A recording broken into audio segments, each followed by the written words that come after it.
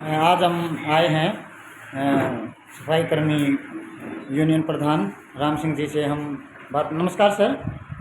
Sir आप अपने धरने को कितने दिन हो गए सर? आज हमारे धरने को पिछली 21 सितंबर से ये कर्मचारी जो बेरोजगार हुए हैं तभी से ये कर्मचारी जगह जगह जाकर के पड़ाव डाल रहे हैं। गुड़गांवा विधायक सुनील सिंगला के यहाँ 2 दिन का पड़ाव डाला, बादशाहपुर विधायक राकेश दौलताबाद के यहाँ पे 2 दिन का पड़ाव डाला और उसके बाद जो है कि निगम आयुक्त के यहाँ पर भी 2 दिन का पड़ाव डाला है। मैं आपके चैनल के माध्यम से बता देना चाहता हूँ कि इनके समर्थन में नगर पालिका कर्मचारी संघ इकाई ने अभी 11 तारीख को 3 दिवसीय हड़ताल की घोषणा की, लेकिन उसके बावजूद भी निगम प्रशासन कुछ नींदों से नहीं जागा है और इनकी मांगों डिमांडों को लेकर गंभीर नहीं है। इसलिए नगर पालिका कर्मचारी संघ ने मजबूर होकर के ये हड़ताल 17 अक्टूबर तक बढ़ा दी है। और अगर इसके बावजूद भी ये निकम्मी सरकार, ये जो कुंभकर्ण नींदों में सोया हुआ प्रशासन है, इसके बावजूद इन कर्मचारियों का समाधान नहीं करती है तो 17 तारीख के बाद ये हड़ताल में तब्दील हो जाएगी। मैं आपसे कहना चाहता हूँ कि गुरुग्राम में जो चल रहा है और पूरे हरियाणा प्रदेश केंद्रीय कमेटी के आह्वान पर इन कर्मचारियों के हित के लिए हमारे नगर पालिका कर्मचारी संघ केंद्रीय कमेटी ने आह्वान किया है 15 अक्टूबर रोहतक में आक्रोश रैली का। और गुरुग्राम के लगभग 3,500 कर्मचारी आक्रोश रैली में शामिल होने के लिए जा रहे हैं। कल ये सुबह यहाँ से सही 6 बजे अपने साधनों के माध्यम से यहाँ से लगभग हमारी 25 बस और 51 कार और 551 बाइक यहाँ से जा रही हैं और उसके बाद हमारी दो पिकअप भी जा रही हैं, 2 कैंटर भी जा रहे हैं। हम ये कहना चाह रहे हैं, एक बार आक्रोश रैली में जाकर के हम अपने सम्मिलित होने के लिए अपने नगर पालिका कर्मचारी संघ राज्य प्रधान नरेश कुमार शास्त्री जी का मनोबल बढ़ाने के लिए, हौसला अफजाई करने के लिए हम वहाँ अवश्य पहुँचेंगे। और उसके बाद हमें पूर्ण रूप से विश्वास है कि आक्रोश रैली के मंच से एक बड़े आंदोलन की घोषणा होगी। अगर बड़े आंदोलन की घोषणा हुई तो पूरे हरियाणा प्रदेश के सभी पालिका परिषद निगमों में एक हो सकता है अनिश्चितकालीन हड़ताल जैसा कदम भी, कठोर कदम उठाने के लिए मजबूर हो जाए। इसलिए आपके चैनल के माध्यम से हरियाणा सरकार को हम ये कहना चाह रहे हैं, माननीय मुख्यमंत्री साहब, हरियाणा सरकार, आप जो आपने 29 अक्टूबर 2022 को 5 अप्रैल 2023 को हमारे शीर्ष नेताओं के साथ बैठकर के वार्ता की है, शहरी स्थानीय निकाय मंत्री डॉक्टर कमल गुप्ता जी की अध्यक्षता में और यूएलबी के डायरेक्टर की अध्यक्षता में, सभी पदाधिकारी अधिकारियों की अध्यक्षता में जो आपने हमारे से वार्ता की है और हमारी मांगों को जायज़ माना है, उन मांगों के परिपत्र जल्द से जल्द जारी करें।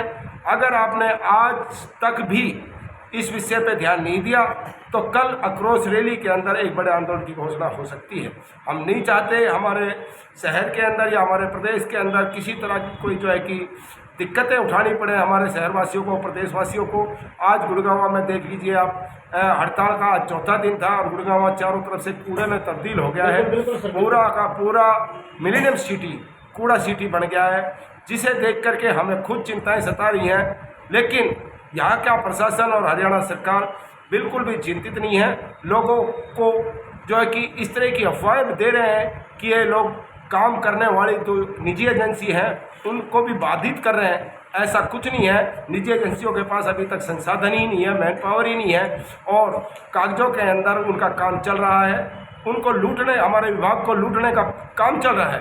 नगर निगम गुरुग्राम को दोनों हाथों से लूटने का प्रयास किया जा रहा है। ओएंडम का जो ठेका दिया गया है ये मतलब विशेष रूप से इसीलिए दिया गया है कि कैसे भी करके इस विभाग को खाली करें। आर्थिक रूप से गुरुग्राम पूरे देश और प्रदेश के अंदर मदद करता है, एक जाना पहचाना शहर है और यहाँ का जो आर्थिक सिस्टम है वो मजबूत है। इसलिए मैं ये कहना चाहूँगा आपके चैनल के माध्यम से गुरुग्राम वासियों से कि आप लोग को जो दिक्कतें परेशानियाँ उठानी पड़ रही हैं उसके कसूरवार सिर्फ और सिर्फ नगर निगम प्रशासन है और हरियाणा सरकार है। इसमें हमारा कोई कसूर नहीं है। हम नहीं चाहते कि हड़ताल जैसा कठोर कदम उठाएं, लेकिन हमारी मजबूरी है, ये हमारा शौक नहीं है। ये सरकार हमारे साथ वादा खिलाफी कर रही है, निगम प्रशासन हमारे साथ वादा खिलाफी कर रहा है। हरियाणा मतलब निगम स्तर पर जो हमारे स्थानीय स्तर पर मांगे हैं स्वस्थ अभियान चलाने की बात हो रही है पूरे देश और प्रदेश के अंदर।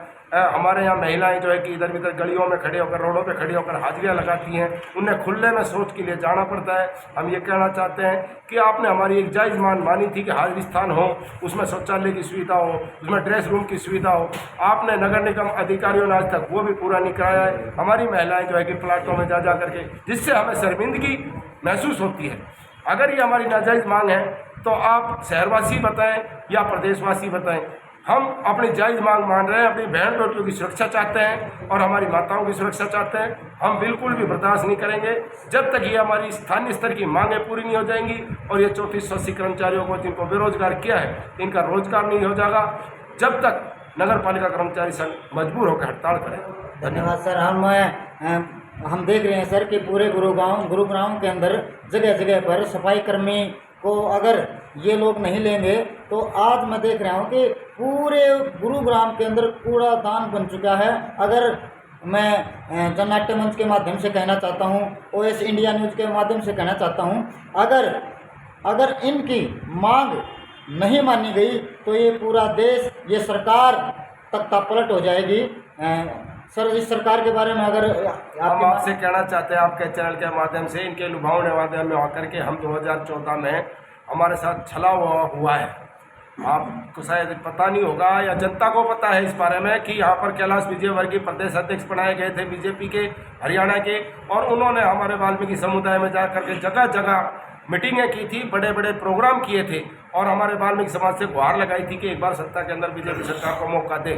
हमने उनको आश्वासन दिया था कि हर हाल में हम बीजेपी सरकार को मौका देंगे। उसके बाद हमारे साथ जो इन्होंने छलावा किया है, वादा खिलाफी की है, जो है कि इन्होंने हमारे को, इनके मैनिफेस्टो के अंदर ये मेंशन किया गया था कि एक कलम से पालिका परिषद निगमों से ठेकेदारी प्रथा खत्म करेंगे, कच्चे कर्मचारियों को पक्का करेंगे, पुरानी पेंशन स्कीम बहाल करेंगे। ये सारे वादे एक कागजों में बढ़ करके रह गए हैं। हम ये कहना चाहते हैं सरकार को कि आपने जब वादे किए थे तो हम उन वादों से ही आपको याद दिलाना चाह रहे हैं। इसके अलावा हम आपसे किला, लाल किला, ताजमहल नहीं मांग रहे, ना ही बड़ी प्रॉपर्टी मांग रहे। 2019 के अंदर भी आप लोगों ने मुँह की खानी पड़ी, वो तो आपके साथ जेजेपी का गठबंधन हो गया क्योंकि जेजेपी को कर्मचारियों का समर्थन मिला था। और अगर यही माहौल बना रहा 2024 के अंदर, हम आपको बता देना चाहते हैं माननीय मुख्यमंत्री हरियाणा सरकार कि आपका बिल्कुल सुपड़ा साफ हो जाएगा। अगर समय रहते हुए इन कर्मचारियों का आप समाधान करते हैं तो हो सकता है ये कर्मचारी आपको 2024 में एक बार दोबारा से मौका दे दें। हाँ, अगर बैठा सकते हो तो आप उस कुर्सी से उतार भी सकते हैं। यस। धन्यवाद सर, धन्यवाद सर।